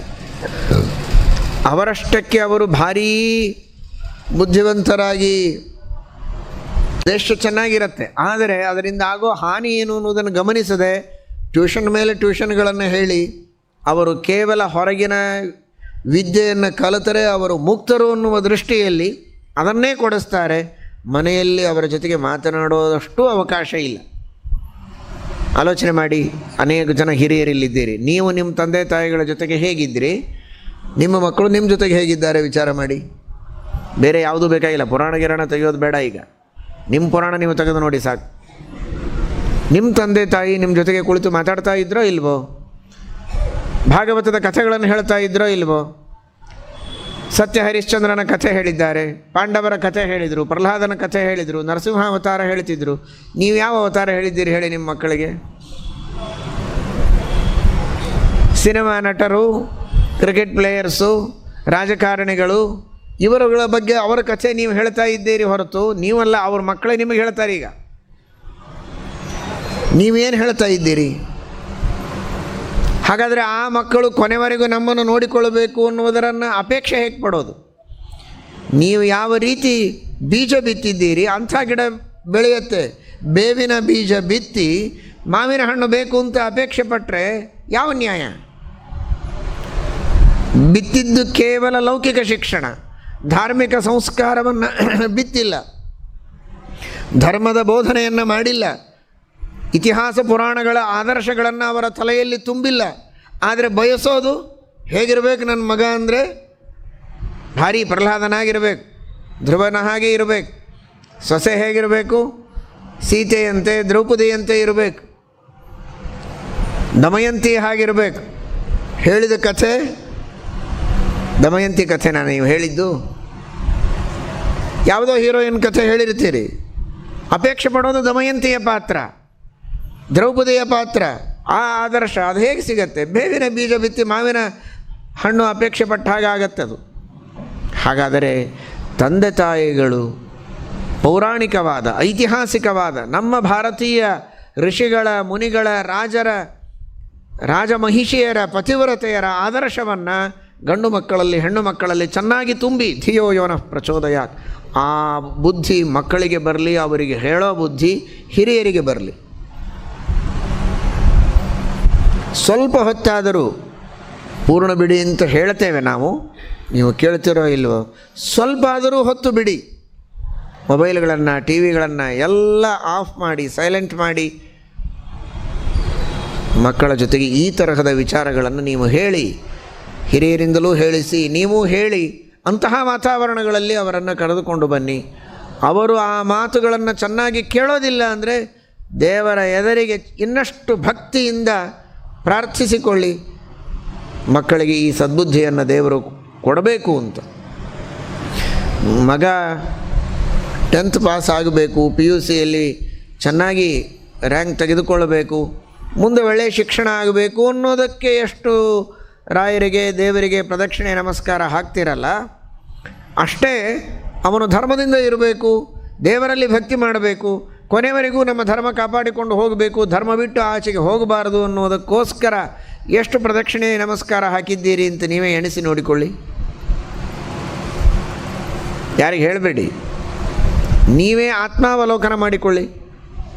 ಇಲ್ಲ, ಅದಕ್ಕಾಗಿ ಮಾಡಿದ್ದಿಲ್ಲ, ಮದುವೆ ಆಗಬೇಕು ಅಂತ ಮಾಡಿದ್ದಿದೆ ಸೇವೆ, ಮಕ್ಕಳ ಮೇಲೆ ಪ್ರೀತಿ ಮಾಡ್ತಾ ಇದ್ದೀರಿ ಅನ್ನೋದು ಸಂತೋಷ. ಆದರೆ ಮಾಡಿದ್ದೆ ಯಾವುದಕ್ಕಾಗಿ? ಮದುವೆಗಾಗಿ ಮಾಡಿದಿರಿ. ಅವರಿಗೆ ಮಕ್ಕಳಾಗಬೇಕು ಅಂತ ಮಾಡಿದಿರಿ, ಉದ್ಯೋಗ ಸಿಗಬೇಕು ಅಂತ ಮಾಡಿದಿರಿ, ಅವರು ಪಾಸ್ ಆಗಬೇಕು ಅಂತ ಮಾಡಿದಿರಿ ಅನ್ನೋದಕ್ಕೆ ಅದೆಲ್ಲ ಆಯಿತು. ಅವರು ಪಾಸು ಆದರೂ, ಮದುವೆನೂ ಆಯಿತು, ಸೊಸೆನೂ ಬಂದಳು, ಮಕ್ಕಳು ಆದರೂ, ನೀವು ಹೊರಗೆ ಬಂದಿರಿ. ಯಾಕೆಂದರೆ ಅವರ ಬುದ್ಧಿಯಲ್ಲಿ ಧರ್ಮ ನೆಲೆಸಬೇಕು ಅಂತ ನೀವು ದೇವರಿಗೆ ಬೇಡಿರಲಿಲ್ಲ. ಅವರಲ್ಲಿ ಭಾರತೀಯ ಸಂಸ್ಕೃತಿ ಉಳಿಯಬೇಕು ಅಂತ ನೀವು ಬೇಡಿಲ್ಲ. ತಂದೆ ತಾಯಿಗಳಲ್ಲಿ ಭಕ್ತಿ ಅವರಿಗೆ ಬರಬೇಕು ಅಂತ ಬೇಡಿಲ್ಲ. ಗುರು ಹಿರಿಯರಲ್ಲಿ ಶ್ರದ್ಧೆ ಇರಬೇಕು ಅಂತ ನೀವು ಬೇಡಿಕೊಂಡಿಲ್ಲ. ಅದನ್ನು ಬೇಡಿಕೊಳ್ಳಿ. ಅದಕ್ಕಾಗಿ ಗಾಯತ್ರಿಯ ಜಪ ಮಾಡಿ. ನಮಗೂ ನಮ್ಮವರಿಗೂ ಎಲ್ಲರಿಗೂ ಧರ್ಮ ಬುದ್ಧಿ ಇರಲಿ, ದೇವರಲ್ಲಿ ಭಕ್ತಿ ಶ್ರದ್ಧೆಗಳು ಬೆಳೆಯಲಿ, ಎಲ್ಲರೂ ಸುಖವಾಗಿರಬೇಕು ಅನ್ನುವುದಕ್ಕೋಸ್ಕರ ನೀವು ದೇವರಲ್ಲಿ ಪ್ರಾರ್ಥನೆ ಮಾಡಿದರೆ ನಿಶ್ಚಿತವಾಗಿಯೂ ದೇವರು ವರ ಕೊಡ್ತಾನೆ. ವರ ಕೊಡುವ ಕಥೆಗಳು ಅಂದರೆ, ಒಬ್ಬ ತಪಸ್ಸು ಮಾಡ್ತಾ ಎಲ್ಲಿಯೋ ಗಿಡದ ಕೆಳಗೆ, ಹಿಂದೆ ನದಿ ಹರಿತಾ ಇದೆ, ಗುಡ್ಡದ ಮೇಲೆ ಕುಳಿತಿದ್ದಾನೆ, ದೇವರು ಬಂದು ಹೀಗೆ ವರ ಕೊಟ್ಟ. ಅದೊಂದೇ ವರ ಅಂತ ತಿಳ್ಕೊಬೇಡಿ. ವರ ಕೊಡೋದು ಅಂದರೆ, ವರ ಕೊಡಬೇಕಾದ್ರೆ ದೇವರು ಕಣ್ಣಿಗೆ ಕಾಣಬೇಕು ಅಂತ ತಿಳಿಯಬೇಡಿ. ನೀವು ಮಾಡಿರುವ, ಈಗ ಮಾಡ್ತಾ ಇರುವ ಅಲ್ಪ ಸ್ವಲ್ಪ ಧರ್ಮಗಳ ಫಲವೇ ಇವತ್ತು ನೀವು ಎಲ್ಲ ಇಷ್ಟು ಸುಖವಾಗಿರೋದು. ಇದೆಲ್ಲ ದೇವರು ಕೊಟ್ಟ ವರವೇ ಇದು. ಜನ್ಮಾಂತರದಲ್ಲಿ ಮಾಡಿದ ಪುಣ್ಯ, 4 ಜನರಿಗೆ ಅನ್ನದಾನ ಮಾಡಿದ್ದೀರಿ ಅಂತ ಇವತ್ತು ಹೊಟ್ಟೆಗೆ ಅನ್ನ ಇದೆ, ವಸ್ತ್ರದಾನ ಮಾಡಿದ್ದೀರಿ ಅಂತ ಮರ್ಯಾದೆಗೆ ವಸ್ತ್ರ ಇದೆ, 4 ಹಿರಿಯರಿಗೆ ತಲೆಬಾಗಿದ್ದೀರಿ ಅಂತ ಇವತ್ತು 4 ಜನ ನಿಮಗೆ ಮನ್ನಣೆ ಕೊಡ್ತಾ ಇದ್ದಾರೆ. ನಿನ್ನ ಒಲುಮೆಯಿಂದ ನಿಖಿಲ ಜನರು ಬಂದು ಮನ್ನಿಸುವರೋ ಮಹಾರಾಯ. ಹಾಗಾದರೆ ದೇವರು ವರ ಕೊಡೋದಿಲ್ಲ ಅಂತ ತಿಳ್ಕೊಬೇಡಿ. ಈಗ ಕೊಟ್ಟದ್ದೇ ದೇವರ ವರ ಇದು. ಆದರೆ ಇಷ್ಟು ಸಾಲದು, ಇಷ್ಟೇ ಧರ್ಮ ಸಾಲದು. ಇನ್ನೂ ಧರ್ಮವನ್ನು ನಾವು ಮಾಡಬೇಕು, ಇನ್ನೂ ಹೆಚ್ಚು ವರವನ್ನು ದೇವರಿಂದ ಪಡೆಯಬೇಕು. ನಮಗಾಗಿಯೂ ಪಡೆಯಬೇಕು, ನಮ್ಮ ಮುಂದಿನ ಜನಕ್ಕಾಗಿಯೂ ನಾವು ಪಡೆಯಬೇಕಾಗಿದೆ. ಅದಕ್ಕಾಗಿ ಸಂಧ್ಯಾವಂದನವನ್ನು ತಪ್ಪದೇ ಮಾಡಿ, ಗಾಯತ್ರಿಯ ಜಪವನ್ನು ಮಾಡಿ. ಸಂಧ್ಯಾವಂದನ ಬರದೇ ಇದ್ದವರಿಗೆ ಸಂಧ್ಯಾವಂದನವನ್ನು ಕಲಿಸುವ ವ್ಯವಸ್ಥೆಯನ್ನು ಮಾಡ್ತೇವೆ. ವಿದ್ವಾಂಸರು ಬರ್ತಾರೆ, ತಿಂಗಳಿಗೆ 1 ದಿವಸವೋ 2 ದಿವಸವೋ ಕಲಿಸಿಕೊಡ್ತಾರೆ. ಚೆನ್ನಾಗಿ ಕಲಿತುಕೊಂಡು ಪುಸ್ತಕ ನೋಡಿಯಾದರೂ ಮಾಡಿ. ಆದರೆ ಸಂಧ್ಯಾವಂದನವನ್ನು ಮಾಡದೇ ಇರಬೇಡಿ, ಗಾಯತ್ರಿಯ ಜಪವನ್ನು ಮಾಡದೇ ಇರಬೇಡಿ. ಹೆಣ್ಣು ಮಕ್ಕಳು ಭಜನಾ ಮಂಡಳಿಗಳನ್ನು ಮಾಡಿಕೊಂಡು ಭಜನೆಯನ್ನು ಮಾಡ್ತಾರೆ ಎನ್ನುವುದನ್ನು ಕೇಳಿ ಸಂತೋಷವೂ ಆಗಿದೆ. ಇನ್ನೂ ವಿಶೇಷವಾಗಿ ನೀವು ಮಾಡುವುದರ ಜೊತೆಗೆ ನಿಮ್ಮ ಚಿಕ್ಕ ಮಕ್ಕಳಿಗೂ, ಹೆಣ್ಣು ಮಕ್ಕಳಿಗೆ, ಗಂಡು ಮಕ್ಕಳಿಗೆ ಅದನ್ನು ಕಲಿಸಿಕೊಡಿ. ಅವರೂ ದೇವರ ನಾಮಗಳನ್ನು ಹೇಳಲಿ. ಅವರು ಭಜನೆಯನ್ನು ಮಾಡಲಿ, ಪ್ರಾರ್ಥನೆ ಮಾಡಿಕೊಳ್ಳಲಿ. ವಿಶೇಷವಾಗಿ ನರಸಿಂಹದೇವರ, ದುರ್ಗಾದೇವಿಯ, ಮುಖ್ಯಪ್ರಾಣದೇವರ ಅನುಗ್ರಹ ಆಗಬೇಕಾಗಿದೆ. ನರಸಿಂಹ ಸುಳಾದಿ, ದುರ್ಗಾ ಸುಳಾದಿ, ಮಧ್ವನಾಮ ಇವುಗಳನ್ನು ಹೇಳಿ ಹರಿವಾಯು ಗುರುಗಳ ಅನುಗ್ರಹವನ್ನು ಪಡೆದುಕೊಂಡ್ರೆ ಯಾವ ಆಪತ್ತೂ ಇಲ್ಲ. ಚೆನ್ನಾಗಿ ಶಿಕ್ಷಣ, ಒಳ್ಳೆಯ ಮನೆ ಸಿಗತ್ತೆ, ಒಳ್ಳೆಯ ಸೌಭಾಗ್ಯ, ಸಂತಾನ ಎಲ್ಲವನ್ನೂ ದೇವರು ಕರುಣಿಸ್ತಾನೆ. ಯಾವ ಹೊರಗಿನ ಆಪತ್ತುಗಳೂ ಇಲ್ಲ. ಇವತ್ತು ನಾನಾ ರೀತಿಯಿಂದ ಯುವತಿಯರಿಗೆ ಪೀಡೆ ಇದೆ. ನಮ್ಮ ಧರ್ಮವೇ ಹಾಳಾಗುವ ಪ್ರಸಂಗ ಇದೆ. ಲವ್ ಜಿಹಾದಿನ ಹೆಸರಿನಲ್ಲಿ ಹೆಣ್ಣು ಮಕ್ಕಳನ್ನು ಓಡಿಸಿಕೊಂಡು ಮತಾಂತರ, ಧರ್ಮಾಂತರ ಮಾಡುವಂತಹ ಬಹಳ ಘೋರವಾದಂತಹ ಪ್ರಸಂಗ ನಡೀತಾ ಇದೆ. ಅದನ್ನು ಏನೂ ತಲೆ ಕೆಡಿಸಿಕೊಳ್ಳದಂತೆ ಏನಾಗತ್ತೋ ಆಗಲಿ, ಆದದ್ದಾಗಲಿ ಅನ್ನುವ ರೀತಿಯಲ್ಲಿ ಉದಾಸೀನವಾಗಿ ನೋಡ್ತಾ ಇರೋದು ಇದು ಸರ್ವಥಾ ನಮ್ಮ ಸಂಸ್ಕೃತಿ, ನಮ್ಮ ಧರ್ಮ, ನಮ್ಮ ಭಾರತೀಯ ಪರಂಪರೆಗೆ ಶೋಭೆ ತರುವಂಥದ್ದಲ್ಲ. ನಾವು ಭಾರತೀಯರು, ನಾವು ಹಿಂದೂಗಳು, ನಾವು ಬ್ರಾಹ್ಮಣರು, ನಮ್ಮ ಧರ್ಮ, ನಮ್ಮ ಸಂಸ್ಕೃತಿಯನ್ನು ನಾವು ಉಳಿಸಿಕೊಳ್ಳಬೇಕು. ನಮ್ಮ ಭಾರತೀಯತೆ ಉಳಿಯಬೇಕು, ಮೊದಲು ಹಿಂದೂ ಧರ್ಮ ಉಳಿಯಬೇಕು, ಬ್ರಾಹ್ಮಣ್ಯವೂ ಉಳಿಯಬೇಕು. ಅವರವರು ತಮ್ಮ ತಮ್ಮ ಧರ್ಮವನ್ನು ಎಲ್ಲ ಜಾತಿಯವರು ಉಳಿಸಿಕೊಳ್ಳಬೇಕು. ಎಲ್ಲರೂ ಚೆನ್ನಾಗಿ ಬೆಳೆಯಬೇಕು. ತಾವು ತಮ್ಮವರ ಜೊತೆಗೆ ಚೆನ್ನಾಗಿ ವಿವಾಹವನ್ನು ಮಾಡಿಕೊಂಡು ಸುಖವಾಗಿ ಎಲ್ಲರೂ ಬಾಳಬೇಕು. ಒಬ್ಬರು ಇನ್ನೊಬ್ಬರ ದ್ವೇಷವನ್ನು ಮಾಡಬಾರದು, ಆದರೆ ತಮ್ಮತನವನ್ನು ಕಳೆದುಕೊಳ್ಳಬಾರದು. ಇದೇ ಇರುವುದು ರಹಸ್ಯ. ಊಟ ಮಾಡುವಾಗ ಎಲ್ಲ ತರಹದ ವಸ್ತುಗಳು ಮನುಷ್ಯನಿಗೆ ಬೇಕು. ಉಪ್ಪು ಬೇಕು, ಸಕ್ಕರೆಯೂ ಬೇಕು, ಹಾಲು ಬೇಕು, ತುಪ್ಪವೂ ಬೇಕು, ಅನ್ನವೂ ಬೇಕು, ಹುಳಿ, ಸಾರು, ಖಾರ ಎಲ್ಲವೂ ಬೇಕು. ಅಂದರೆ ಅದು ಊಟ. ಷಡ್ರಸಗಳಿರಬೇಕು. ಹಾಗೆ ನಮ್ಮ ಸಮಾಜ ಚೆನ್ನಾಗಿ ಬೆಳೆಯಬೇಕು, ನಮ್ಮ ದೇಶ ಚೆನ್ನಾಗಿರಬೇಕು ಅಂದರೆ ಎಲ್ಲ ವರ್ಗದ ಜನರು ಬೇಕು, ಎಲ್ಲ ಜಾತಿಯ ಜನ ಬೇಕು, ಎಲ್ಲ ವರ್ಗದ ಜನರು ಬೇಕು, ಎಲ್ಲರೂ ಚೆನ್ನಾಗಿರಬೇಕು. ಎಲ್ಲರೂ ಸೇರಿದರೇ ದೇಶ ಚೆನ್ನಾಗಿರುತ್ತೆ. ಅದರ ಅರ್ಥ ಯಾವುದು ಎಲ್ಲಿರಬೇಕೋ ಅಲ್ಲೇ ಇರಬೇಕು, ಕಲಬರಕೆ ಆಗಬಾರ್ದು. ಉಪ್ಪಿಲ್ಲದೆ ಊಟದ ರುಚಿ ಇಲ್ಲ, ಪಾಯಸ ಇಲ್ಲದೆ ಊಟದ ರುಚಿ ಇಲ್ಲ ಅಂತ ಪಾಯಸದಲ್ಲಿ ಉಪ್ಪು ಹಾಕಬಾರ್ದು. ಉಪ್ಪು ಇರೋ ಸ್ಥಾನದಲ್ಲೇ ಇರಬೇಕು, ಪಾಯಸ ಇರೋ ಸ್ಥಾನದಲ್ಲಿ ಪಾಯಸ ಇರಬೇಕು, ಅನ್ನದ ಸ್ಥಾನದಲ್ಲಿ ಅನ್ನ. ಉಪ್ಪು ಬಹಳ ಮಹತ್ವದ್ದು ಅಂತ ಇಷ್ಟು ಉಪ್ಪು ಹಾಕ್ಕೊಂಡು ಒಂದಿಷ್ಟೇ ಅನ್ನ ಮೂಲಿಗೆ ಹಾಕ್ಕೊಂಡ್ರೆ ಉಪ್ಪು ತಿನ್ನುವಾಗ ಅನ್ನ ಬಾಡಿಸಿಕೊಳ್ಳೋದು ಅಲ್ಲ. ಅನ್ನ, ಮಜ್ಜಿಗೆಯನ್ನು ತಿನ್ನುವಾಗಲೋ ಅಥವಾ ಬೇರೆದನ್ನು ತಿನ್ನುವಾಗಲೋ ಉಪ್ಪು ಹಚ್ಕೊಳ್ಬೋದೇ ಹೊರತು ಉಪ್ಪು ತಿನ್ನುವಾಗ ಅನ್ನ ಹಚ್ಕೊಳ್ಳೋದಲ್ಲ. ಹಾಗೆ ದೇಶಕ್ಕೆ ಎಲ್ಲವೂ ಬೇಕು, ಊಟಕ್ಕೆ ಎಲ್ಲವೂ ಬೇಕು. ಆದರೆ ಯಾವುದು ಎಲ್ಲಿರಬೇಕೋ ಅಲ್ಲೇ ಇರಬೇಕು, ಎಷ್ಟಿರಬೇಕೋ ಅಷ್ಟೇ ಇರಬೇಕು, ಹೇಗಿರಬೇಕೋ ಹಾಗೇ ಇರಬೇಕು.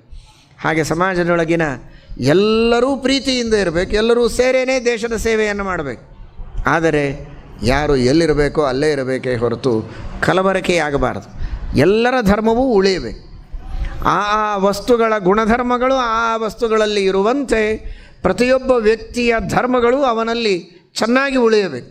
ಆ ಧರ್ಮಗಳು ಅಲ್ಲಿ ಚೆನ್ನಾಗಿ ಉಳಿದರೆ ಅದರಿಂದ ದೇಶಕ್ಕೆ ಹಿತ ಇದೆ, ಎಲ್ಲರಿಗೂ ಸುಖ ಇದೆ. ಇದನ್ನು ಅರಿತುಕೊಂಡು ನಮ್ಮ ಧರ್ಮ, ನಮ್ಮ ಸಂಸ್ಕೃತಿಯನ್ನು ನಾವು ಬಿಡೋದಿಲ್ಲ ಅನ್ನುವ ರೀತಿಯಲ್ಲಿ ಗಟ್ಟಿಯಾಗಿ ಮಕ್ಕಳಲ್ಲಿ ಒಳ್ಳೆಯ ಬುದ್ಧಿಯನ್ನು ನೀವು ಬಿತ್ತಬೇಕು. ಅವರಲ್ಲಿ ಆ ಬುದ್ಧಿ ಕೊನೆವರೆಗೆ ಉಳಿಯಬೇಕು, ಬೆಳೆಯಬೇಕು ಅನ್ನುವ ದೃಷ್ಟಿಯಲ್ಲಿ ಈ ರೀತಿಯ ಪ್ರಾರ್ಥನೆಯನ್ನು ದೇವರಿಗೆ, ವಾಯುದೇವರಿಗೆ, ದುರ್ಗೆಗೆ, ಮಹಾಲಕ್ಷ್ಮೀ ದೇವಿಗೆ ನಾವು ಪ್ರಾರ್ಥಿಸಿ ಆ ಅನುಗ್ರಹವಾದ ಕವಚವನ್ನು ಅವರಿಗೆ ತೊಡಿಸುವಂತಹ ಒಂದು ಪ್ರಯತ್ನ ಪ್ರಾಮಾಣಿಕವಾಗಿ ಪ್ರತಿಯೊಬ್ಬರಿಂದ ನಡೆದಾಗ ನಮ್ಮ ಮುಂದಿನ ಯುವಕ ಯುವತಿಯರ ಭವಿಷ್ಯ ಚೆನ್ನಾಗಿ ಆಗುವುದಕ್ಕೆ ಸಾಧ್ಯ ಇದೆ.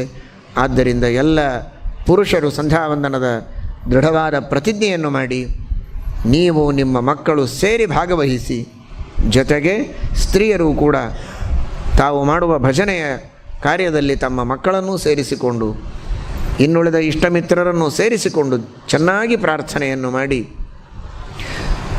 ನಿತ್ಯದ ಕರ್ತವ್ಯ ಕರ್ಮಗಳೇನು, ಹೇಗೆ ಸಹನಶೀಲತೆಯಿಂದ ಬದುಕಬೇಕು. ಬರೀ ವಿದ್ಯೆಯನ್ನು ಒಂದೇ ಕಲಿಸಬೇಡಿ. ಫಸ್ಟ್ ರ್ಯಾಂಕ್ ಬಂದರು ಅಂತ ಹಾರಿ ಹಾರಿ ಬರೀ ಫೇಡೆ ಹಂಚೋ ಕೆಲಸ ಮಾಡಬೇಡಿ. ಅವಶ್ಯ ಫೇಡೆ ಹಂಚಿ, ಪ್ರತಿಭಾ ಪುರಸ್ಕಾರ ಮಾಡಿ, ಬೇಡ ಅಂದಿಲ್ಲ, ಅದನ್ನು ಮಾತ್ರ ಮಾಡಬೇಡಿ. ಪ್ರತಿಭಾ ಪುರಸ್ಕಾರದ ಜೊತೆಗೆ ಇವತ್ತು ನಮ್ಮ ಸಮಾಜ ಮೇಲೆ ಬರಬೇಕು ಅಂದರೆ ವಿನಯ ಪುರಸ್ಕಾರ ಅಂತ ಒಂದು ಪ್ರಾರಂಭ ಆಗಬೇಕು. ಅವನ ಪ್ರತಿಭೆ ಎಷ್ಟಿದೆ ಅಂತ ನೋಡಿ ಪುರಸ್ಕಾರ ಮಾಡಬೇಡಿ. ತಂದೆ ತಾಯಿಗಳಲ್ಲಿ, ಗುರುಗಳಲ್ಲಿ ಎಷ್ಟು ವಿನೀತನಾಗಿ ಅವನು ವರ್ತಿಸಿದ್ದಾನೆ ಅದರ ಪರ್ಸಂಟೇಜ್ ನೋಡಿ ಅವನಿಗೆ ಪುರಸ್ಕಾರ ಮಾಡಿ, ಅದರಲ್ಲಿ ಮುಂದೆ ಬರಲಿ. ತ್ಯಾಗದಲ್ಲಿ ಎಷ್ಟು ಮುಂದಿದ್ದಾನೆ ಅಂತ ತ್ಯಾಗ ಪುರಸ್ಕಾರ, ವಿನಯ ಪುರಸ್ಕಾರ, ದೈವಭಕ್ತಿ ಪುರಸ್ಕಾರ, ಸಮಾಜ ಸೇವಾ ಪುರಸ್ಕಾರ ಇವುಗಳು ಬೆಳೆಯಬೇಕು.